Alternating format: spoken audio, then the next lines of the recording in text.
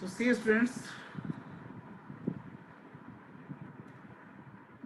देखिए one more letter you can find here कि you are Ashish and Nimi Dhar B94 whatsoever the address is written Jammu. You have read the advertisement given below. ये भी एक advertisement है. This is also a kind of advertisement you can think for while you write yourselves some advertisements. Here also you can see this is also a type of advertisement which is written. So इस advertisement के behalf पे you are qualified for the job. You find yourselves that you fulfill all such qualifications which are needed for this job. Write an application in 100 20-50 words along with the resume. तो resume के साथ ये लिखना, वही biodata को ही resume भी कहते हैं. देखिए किस चीज की जरूरत है इसमें.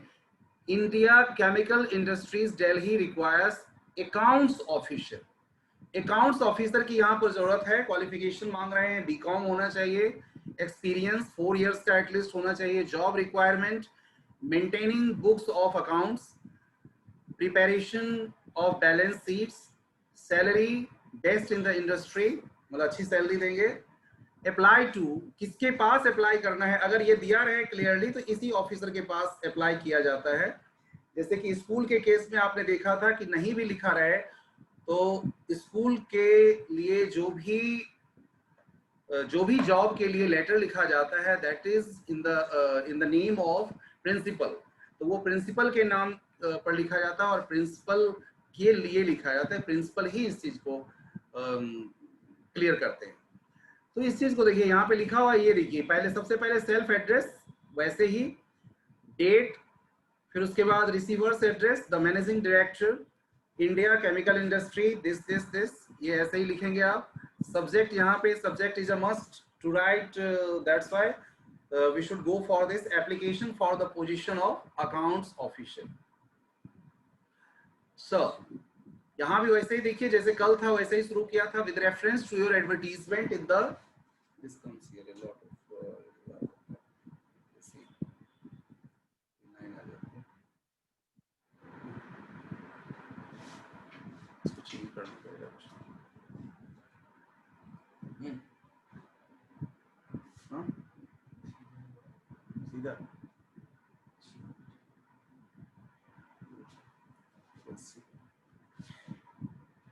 With reference to your advertisement in the Hindustan Times. Newspaper का नाम बहुत जरूरी है. देखिए ये फिक्स्ड है, ये वाला जो पैराग्राफ है दैट इज फिक्स्ड. और इस लेटर में तो आपने लिबर्टी लेना ही नहीं है. राइटर को कोई लिबर्टी नहीं है इसमें लेने का, कुछ भी एक्स्ट्रा लिखने की जरूरत नहीं है. आप लेटर्स टू एडिटर में भी अगर मान लीजिए समाज के कुछ चीजों से रिलेटेड अगर रहता है, कुछ प्रॉब्लम से रिलेटेड रहता है, तो there you take liberty to write a lot. कुछ और भी चीजें लिख दें, कुछ और भी चीजें लिख दें, कुछ और इसको थोड़ा सा और बढ़ा के लिख दें. But here you are limited, आपके राइटिंग को लिमिटेड कर दी जाती है कि you need not write a lot. बहुत ज्यादा लिखने की जरूरत नहीं है. तो इसलिए आप इसके बारे में ऑप्ट कर सकते हैं. 2 ही तरह के लेटर आने वाले हैं, इसलिए बहुत अच्छे से आप सोचिए किस तरह के लेटर में आप कंफर्टेबल होंगे and according to that you prepare yourselves and try to read as many letters as you can from self. देखिए इंग्लिश के लिए एक चीज मैं सबको बता देना चाहता हूं, जो भी यहाँ जुड़े हुए हैं, कोई भी फिक्स्ड क्राइटेरिया से नंबर नहीं लिया जा सकता है. कोई भी फिक्स्ड क्राइटेरिया नहीं है. इंग्लिश में कभी भी केवल H2O से वाटर बन जाता है ऐसी बात नहीं है. फिक्स नहीं है. फिक्स प्रोपोर्शन में हाइड्रोजन और ऑक्सीजन होगा तो वाटर बन जाएगा. यहाँ कुछ भी नहीं है. क्या आएगा पता नहीं है. लेटर कौन से सब्जेक्ट पर पूछ दिया जाएगा पता नहीं है. हम आपको 20 लेटर्स करवा दें और पता चला जो है सो 21वां टाइप का कोई लेटर आ गया. हम आपको 15 आर्टिकल करवा दें, 20 आर्टिकल करवा दें, पता चला कोई 21वां आर्टिकल आ गया. तो क्या होना चाहिए आपके पास? You must have sound knowledge. खास करके especially in case of writing, I want to suggest you, in case of writing, you should have sound knowledge of subjects. Writing की लाइनें तो important है ही हैं. राइटिंग की लाइनें इंपॉर्टेंट इस सेंस में है कि ग्रामेटिकल जो चीजें हैं उसको देखना है. ग्रामेटिकली हम कितना करेक्ट लिख रहे हैं. But apart from this you must have sound knowledge of things. अगर वो नहीं है तो मैं आपकी बात नहीं कर रहा हूं, I am not talking of students, it is in the case of us also, in teachers also, in case of us also. मैं भी नहीं लिख पाऊंगा, मैं भी अच्छा आर्टिकल नहीं लिख पाऊंगा अगर मुझे उस सब्जेक्ट से रिलेटेड जानकारी नहीं है तो। Are you getting students? Agree कर रहे हैं आप मेरी Yes, बातों से? sir.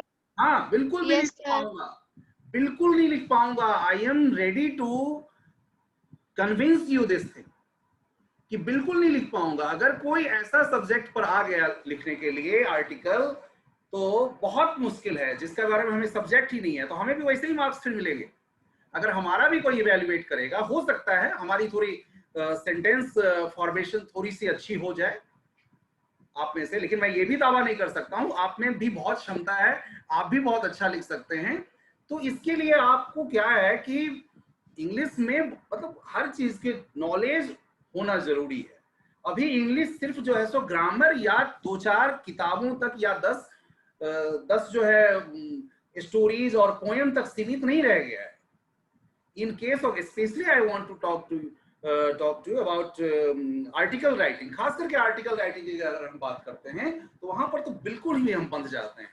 हमारे पास अगर है मटेरियल तो हम लिख सकते हैं, नहीं मटेरियल है तो मुश्किल हो जाएगी। इसीलिए क्या किया, ऐसे मैं ये आपको डराने के लिए नहीं कह रहा हूं, ऐसे नॉर्मली ऐसा ही सब्जेक्ट दिया जाता है जो आपको आम डे टू डे चीजों से रिलेटेड हो सकता है। जैसे मैं आपको एक चीज सजेस्ट करना चाहता हूँ, लेटर के बारे में भी आप एक सब्जेक्ट पर जरूर आप काम कीजिए, सर्च कीजिए जब कभी आप बैठते हैं।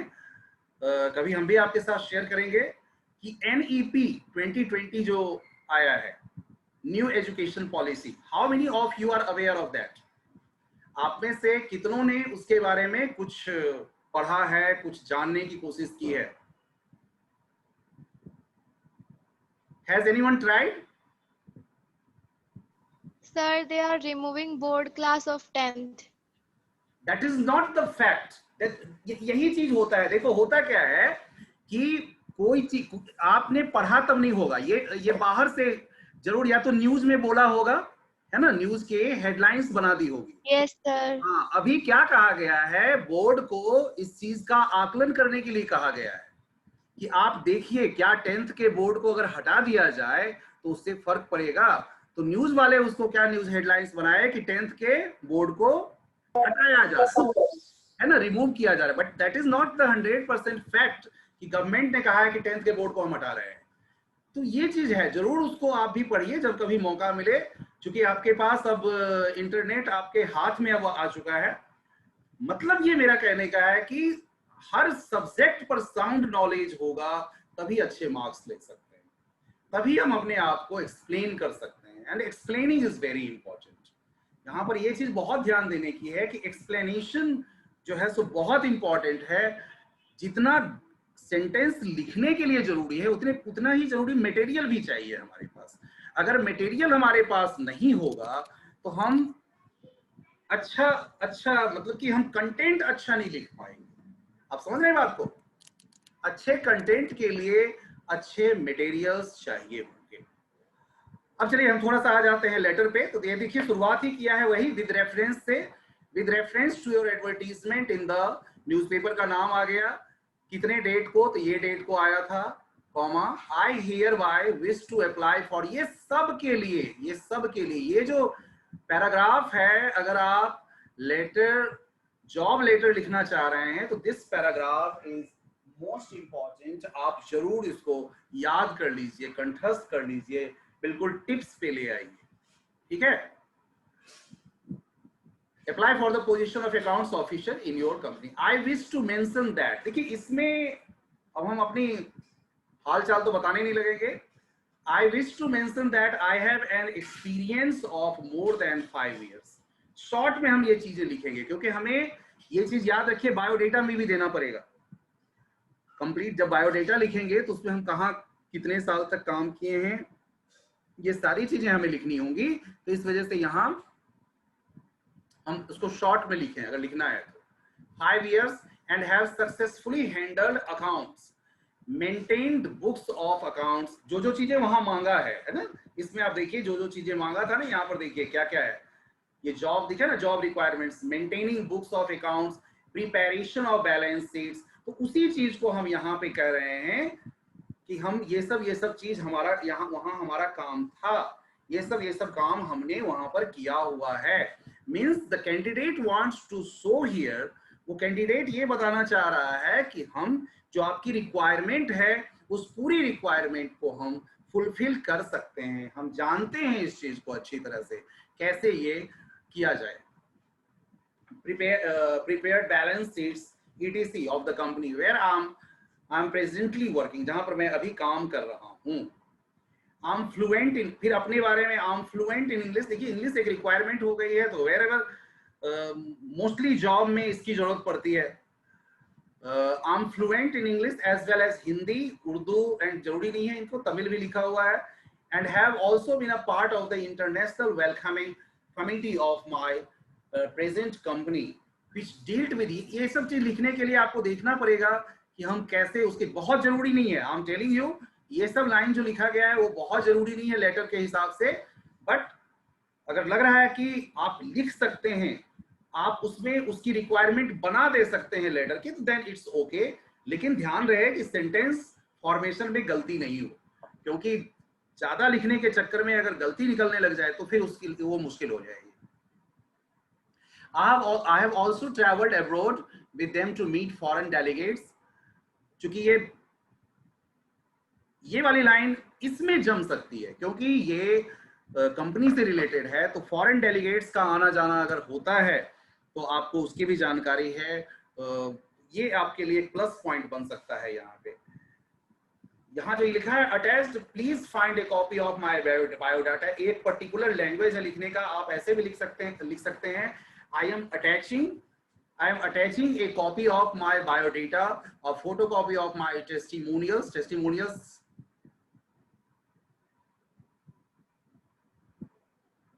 टेस्टिमोनियल्स का मतलब होता है आपके सारे जो सर्टिफिकेट्स वगैरह हैं उसकी कॉपी आप लगा रहे हैं।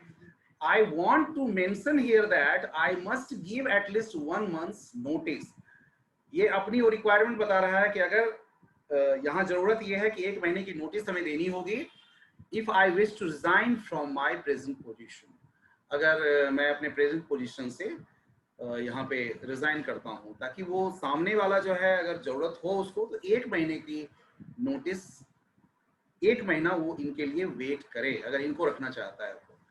If I wish to resign from my present position, looking forward to meeting you. Looking forward ये विशिंग मतलब होप है, होप वाला जो है कि आगे अच्छे आपसे मिलने की आशा के साथ। योर सिंसियरली, ये नाम हो गया, नाम दोनों नहीं लिखेंगे, आप बॉय हैं तो आप आशीष लिखिए, गर्ल हैं तो निम्मी लिखेंगे।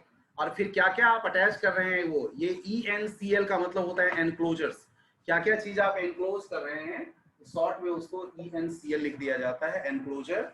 और एनक्लोजर में जो जो चीजें हैं वो आप नाम लिख दीजिए। And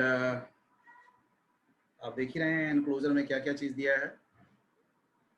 biodata, 2 passport size photographs, photocopy of testimonials, photocopy of education certificates.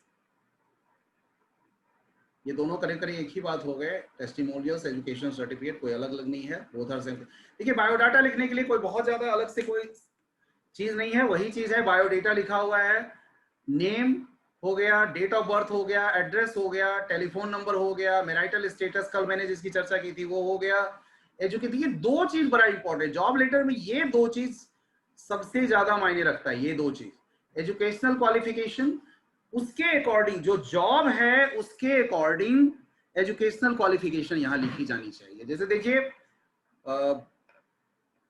वो चूंकि अकाउंट्स से रिलेटेड था इसलिए इसमें लिखा है सीए इसने कहां से किया है, तो institute of chartered accountants new Delhi से, कितना परसेंटेज मार्क्स के साथ और कितने ईयर में।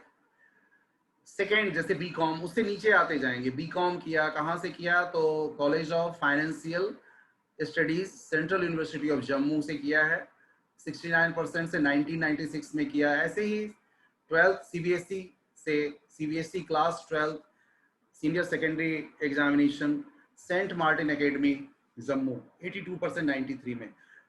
ये हुआ एजुकेशनल क्वालिफिकेशन। इसके बाद देखिए वर्किंग एक्सपीरियंस, कहाँ कहाँ काम किए हैं उसका है। तो name of institute, serial number 1 2 3 4 हो जाएगा। नेम ऑफ इंस्टीट्यूशन, कहाँ कहाँ काम किया है, ऑर्गेनाइजेशन का नाम, ये कंपनी का नाम लिखा है, सीनियर अकाउंटेंट के रूप में काम किया है, IBM टेक्नोलॉजीज न्यू दिल्ली। देखिए अब एक बात मैं बताना चाहता हूँ कि देखिए ये सारी जानकारी आपको रखनी पड़ेगी। तो उसके लिए क्या होगा कि जब आप keenly, when you go through so many letters keenly, जब आप बहुत अच्छे से इन सब लेटर्स को गो थ्रू करेंगे, ये सब चीज तभी आएगा।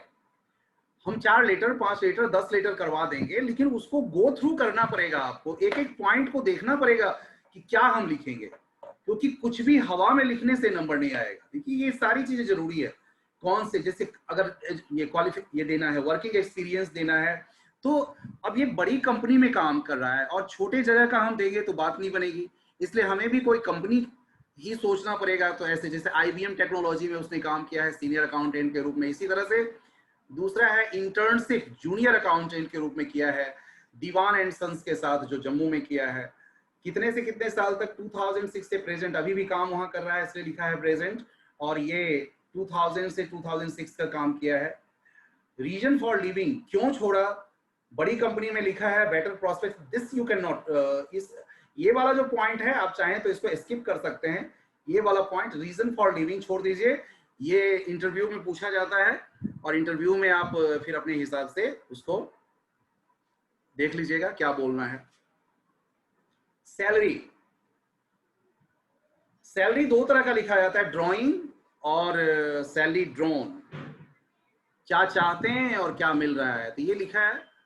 और सैलरी ड्राइंग में लिख सकता है, निगोशिएबल दे सकता है, या सैलरी में ही आप पूरा का पूरा निगोशिएबल दे सकते हैं, निगोशिएबल।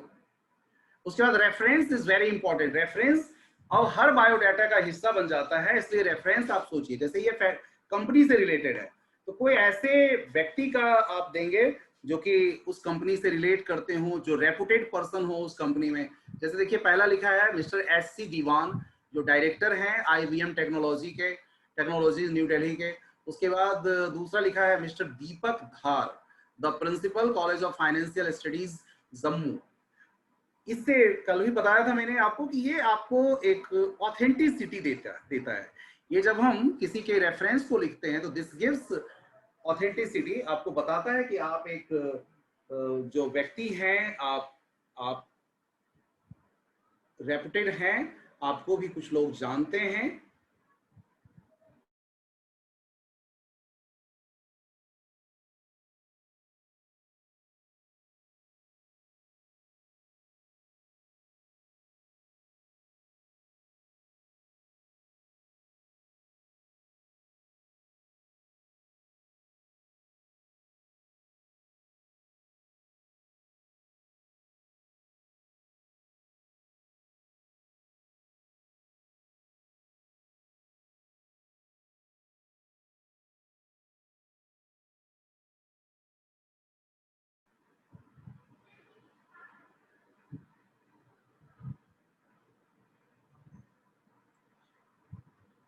और ये सब लिखिए बेटा, खाली ये नहीं कि बैठ के हम सामने डिस्कस कर रहे हैं बस डिस्कशन हो गया, ये लिखना पड़ेगा।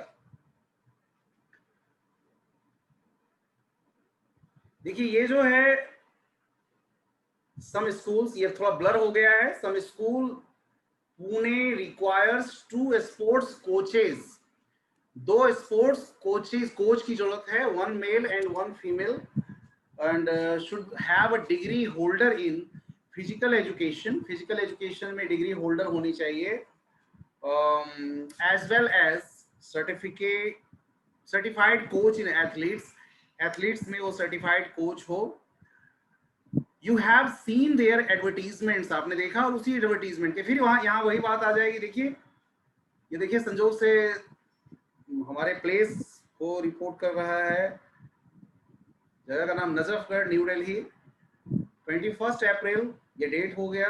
The principal sunshine public school Pune, subject हो गया application for the post of sports coach. बस एप्लीकेशन फॉर द पोस्ट, ये तो सब में आएगा।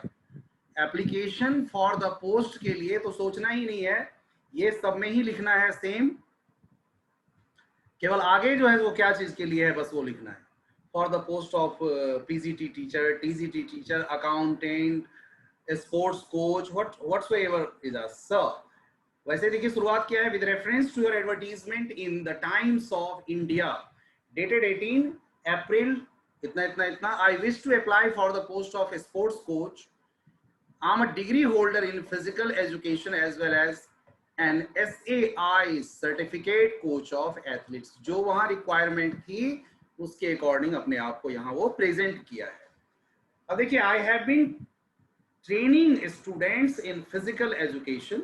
अपने बारे में बता रहे हैं कि मैं ट्रेनिंग देता रहा हूँ फिजिकल एजुकेशन में, एथलेटिक्स में, बास्केटबॉल, क्रिकेट, फुटबॉल, जिम्नास्टिक्स, ये सब में for the last decade and have. देखिए यहाँ पर जरूरत पड़ गया ना, आई हैव बीन ट्रेनिंग. ये देखिए कौन सा टेंस हो गया, कौन सा टेंस है ये? Present perfect continuous. कॉन्टिन्यूअस हो गया. तो जो परसों आपको कराया था, देखिए यहाँ पे काम दिया. I have been training students in, मैं ट्रेनिंग देता रहा हूँ, तो कुछ समय से देता रहा. लिखा हुआ ना आगे देखिए, for the last decade and have always received excellent results during competitions and matches. और कॉम्पिटिशन और मैचेस में बहुत बढ़िया रिजल्ट मेरा आता रहा है. I have also been the in charge of the senior. इसके अलावा मैं इंचार्ज रहा हूँ सीनियर स्कूल स्पोर्ट्स डिपार्टमेंट का for the last 3 years. I have made a number of PowerPoint presentations. PowerPoint presentations भी मैंने ढेर सारे दिए हैं, as well as to help students learn the basics and intricacies of their game. यानी game की जो जटिलताएं होती हैं उन सब चीजों को समझाने का मैंने प्रयास किया है. देखिए ये जॉब के अकॉर्डिंग ये चीजें डालनी पड़ी हैं, क्योंकि ये जॉब की रिक्वायरमेंट है. आप ये सब चीज लिखेंगे तब यहाँ पे ये सब पॉइंट्स क्लियर करेगा. हाँ आप में नॉलेज है. जैसे तो सबसे जो बेस्ट नॉलेज है वो तो सामने दिखता है जब सामने परफॉर्म करना पड़ता है, लेकिन ये सब चीज जरूरी होता है. कहते हैं ना कि जो दिखता है वही बिकता है, तो सब तो पहले दिखेगा तभी तो बिकेगा ना. तो these things are important guys.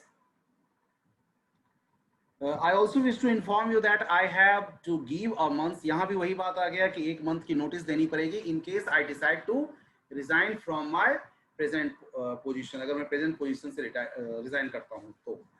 Looking forward to meeting you. देखिए आप ये सब लाइन सब में आ रहा है. कितनी चीजें आपको बस ये 3-4 लाइन 3 और 4 लाइन्स जो यहाँ पर का है ये आपको प्लानिंग करनी पड़ रही है. अदरवाइज आप देखिए सब कुछ सेम है. यहाँ भी देखिए एनक्लोजर्स क्या क्या दिया है. ये बायोडेटा है, 2 पासपोर्ट साइज फोटोग्राफ्स है, copy of testimonials, copy of certificate. ये जो स्टैंडर्ड जो कहीं पर जॉब के लिए अप्लाई किया जाता है तो ये 4 चीजें बड़ी इंपॉर्टेंट होती है. ये 4 थिंग्स बहुत इंपॉर्टेंट है. एनक्लोजर्स जिसको आप एनक्लोज करके भेज रहे हैं उनके पास. बायोडेटा हो गया, 2 पासपोर्ट साइज फोटोग्राफ्स हो गया, टेस्टिमोनियल्स की कॉपी हो गई और सर्टिफिकेट्स की कॉपी हो गई. ये सारी चीजें आप भेज रहे हैं. यहाँ भी बायोडेटा देखिए, नेम हो गया, उसके बाद डेट ऑफ बर्थ हो गया, एड्रेस हो गया, फोन नंबर हो गया, मैरिटल स्टेटस हो गया. 2 चीजें एजुकेशनल क्वालिफिकेशन और वर्किंग एक्सपीरियंस हो गया. सैलरी देखिए ये कितना अच्छा लिखा है, सैलरी निगोशिएबल, यानी अपनी सैलरी को क्लियर वहां पे नहीं किया है. भाई जैसा देखेगा वहां उसके हिसाब से अपनी रिक्वायरमेंट के हिसाब से वहां पर बात कर लेगा. दैट्स व्हाई रिटन निगोशिएबल, यानी बातचीत पर आधारित, बातचीत करके उसको किया जा सकता है. रेफरेंसेस हो गया, ये 2 व्यक्ति का रेफरेंस हो गया. AK Menon Springfield school, Pusa road, उसके प्रिंसिपल का टेलीफोन नंबर भी दे दिया है. Mrs MT Puri, principal Indraprastha international school Gurgaon Haryana. तो आई होप आप ये सब लेटर्स करने की कोशिश करें और मुझे लगता है आप करेंगे, है ना. जो अभी मैं आपके साथ शेयर करना चाहता हूँ, ये 2 लेटर्स के बाद मैं आपके साथ जो शेयर करना चाहता हूँ ग्रामर का जो एक टेंस शेयर करना चाहता हूँ वो है past perfect. Past perfect and past perfect continuous मैं आज आपको खत्म करना चाहता हूँ. पास्ट परफेक्ट कई बार क्रिएट करता है प्रॉब्लम्स, क्योंकि इसको मैं थोड़े शब्दों में समझाने की कोशिश करूंगा, इसको थोड़ा आप अलग अंदाज में समझिए कि पास्ट परफेक्ट कैसे आप करेंगे।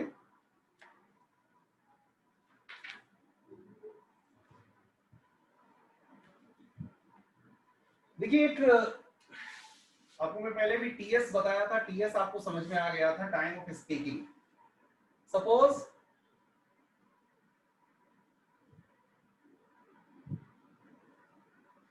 that this point is TS, I mean to say time of speaking, यानी जिस समय में हम आपसे बात कर रहे हैं, अभी बात कर रहे हैं, तो this is the time of speaking. All this point here is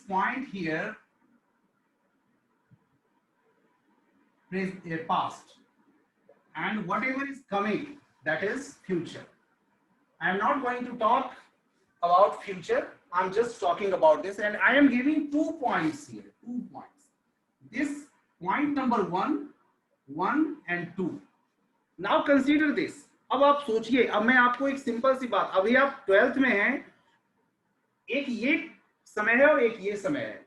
अभी आप 12th में हैं, ये आपका ये है, TS है, और 1 जो है ये आपका 11th है, और 2 जो है वो 10th है, जो आपने किया, और ये 11th भी आपने किया, दोनों पास्ट है आपका, right? Clear to all of you? दोनों आपका ये पास्ट हुआ। Yes, sir. अब आप सोचिए, Yes, sir. ये जो 10th है आपका, उसको हम अगर एक शब्द यूज करें, पास्ट इन पास्ट, इसके लिए अगर हम यूज करें पास्ट इन पास्ट, या और अगर हम इसको रिमोट पास्ट कहें, रिमोट पास्ट यानी बहुत और बीता हुआ। बेटा यहां पर लाइट एक डिस्टर्ब कर रही है क्या? Little bit, sir. Okay okay, कोई नहीं, मैं आप देखिए सुन लीजिए क्या है ये। इसको मैंने लिखा है पास्ट इन पास्ट या रिमोट पास्ट में कह रहा हूं इसको, काफी बाद वाला पास्ट, काफी बाद वाला। अब देखिए इसको, और ये जो है ये 11th जो आपका है वो nearest past, nearest past. Past तो दोनों है, दोनों चीज, और आपका दोनों से रिलेशन जो है वो है,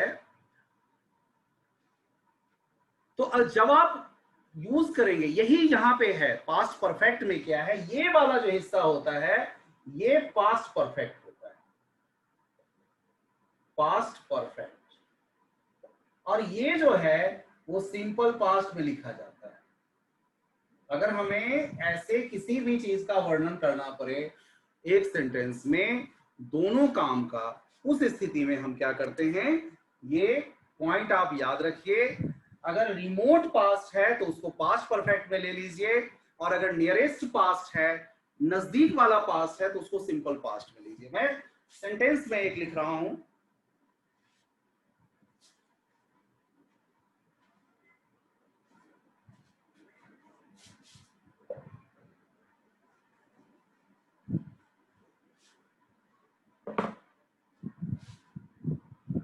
the prayer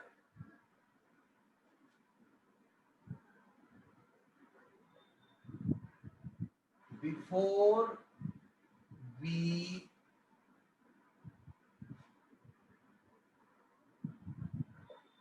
अब देखिए यहां पे गौर से देखिए, प्रेयर का 2 काम है, यहां पे 2 काम है। मैंने दोनों को अभी ब्लैंक छोड़ दिया है, ऐसे नॉर्मल केस में एक ब्लैंक नहीं रहेगा, एक रहेगा कहीं ना कहीं। तो द प्रेयर का स्टार्ट होना और बिफोर, पहले कह रहा है पहले, और हम पहुंचे, हमारा पहुंचने का, स्कूल पहुंचने का काम हुआ बाद में। ऐसे जब हम बात कर रहे हैं तो दोनों बोथ हैपनिंग्स, ये हैपनिंग भी और ये हैपनिंग भी, ये दोनों हैपनिंग्स हुई है पास्ट में ही। Okay, clear to all of you? दोनों हैपनिंग पास्ट में हुई है। लेकिन अब देखना, अब आप सोचिए कि कौन सी हैपनिंग जो है तो रिमोट पास्ट है, कौन सी हैपनिंग रिमोट पास्ट है।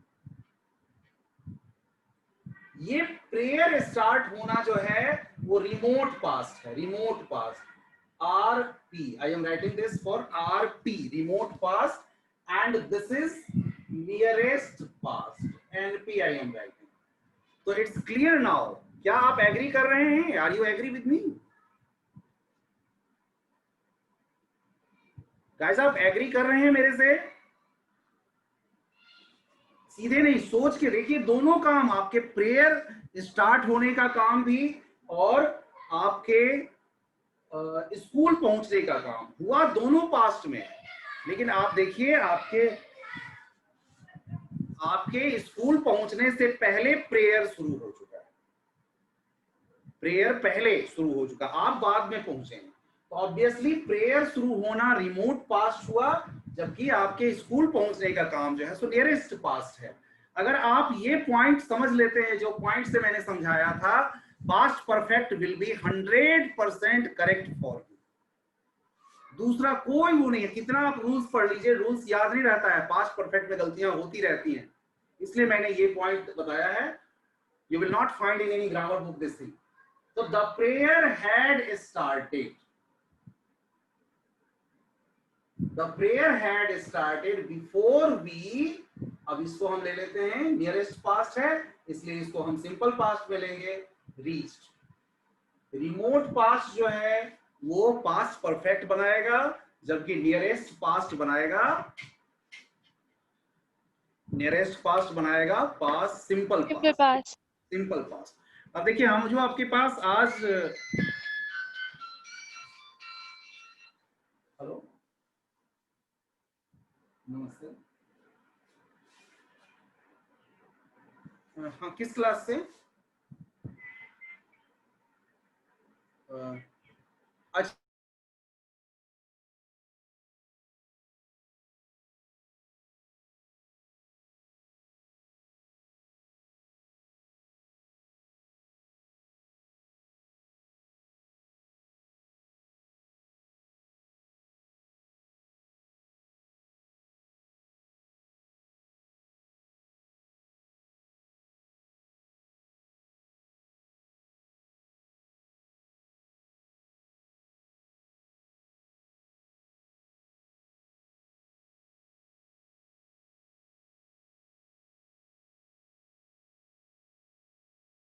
Sir, mic is off. yeah, this is my house, देखिए this is my house, how long, ये कहीं प्रेजेंट परफेक्ट और सिंपल पास्ट ही दिया है। ओहो, in some sentences present perfect continuous, चलिए कोई दिक्कत नहीं, प्रेजेंट परफेक्ट कॉन्टिन्यूअस हमने कर रखा है, तो हमें साथ साथ प्रेजेंट परफेक्ट कॉन्टिन्यूअस भी देखना है। तो चलिए शुरू हो जाइए, पहले में बताइए क्या करेंगे। देखिए कह रहे this is my house, how long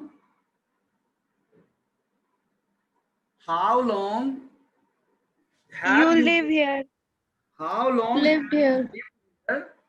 वो जवाब दिया आई हैव, ये लिखिएगा I have been living here, I have been living here. ये देखिए इसमें how long have you been living here कर दीजिए, how long have you been living here, आप कब से यहाँ रह रहे हैं। ये जवाब दिया है कि I have been living here since 1950। He live in Mumbai for 2 years and then, बताइए अब इसको बताइए क्या करेंगे। Went to Delhi. He lived, ये Went to Delhi. यहाँ पर ये फॉर वाला टाइम नहीं है, कि कंटिन्यूटी वाला टाइम नहीं है, ये सिंपली कहा है कि वो 2 साल तक मुंबई में रहा। He lived in Mumbai for 2 years and then went to Delhi, फिर दिल्ली चला गया। You dash your hair long when you were at school, जब आप स्कूल में थे तो, हाँ बताइए। You did not wear your long hair when you were at school.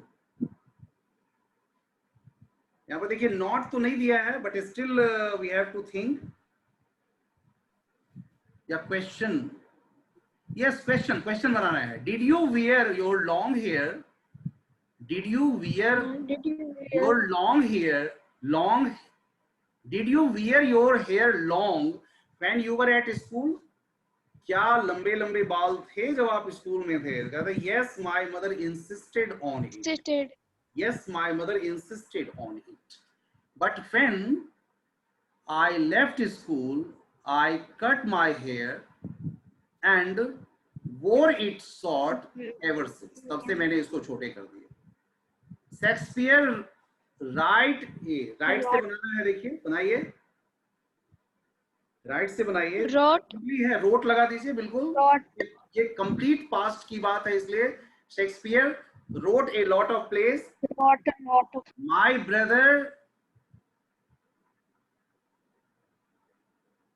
brother, अब यहां भी देखिए पास्ट में है. My brother wrote several plays.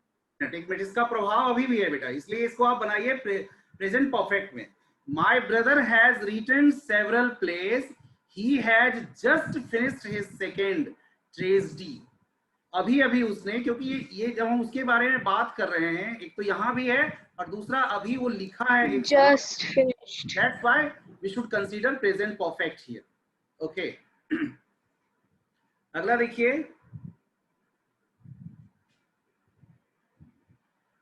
अगला देखिए 7. I flew. Because clearly last is again I flew over Nanda Devi last week. आगे पूछ रहा है see the Nanda Devi pic. इससे पूछ रहा है क्या तुम देखे हो, तो have you seen, ठीक है, the Nanda Devi peak. Nanda Devi.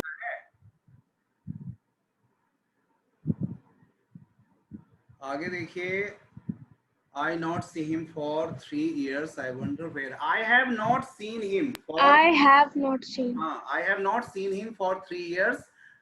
I wonder where he is.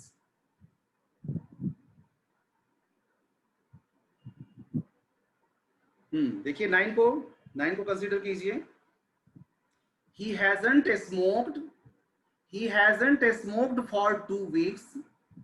यहाँ पर देखिए, आप ये कंफ्यूज करेगा आपको कि फॉर और सिंस वाला टाइम रहने पर तो परफेक्ट कॉन्टिन्यूअस लगाते थे, लेकिन यहाँ पे हम ये देखेंगे, आगे भी सेंटेंस को देखेंगे, he has not smoked for 2 weeks, लेकिन आगे कंटिन्यूटी में कह रहा है कि he is trying to give it up. वो कोशिश कर रहा है उसको छोड़ने का, गिव अप करने का कोशिश कर रहा है. Chopin composed some of his music in Mazurka.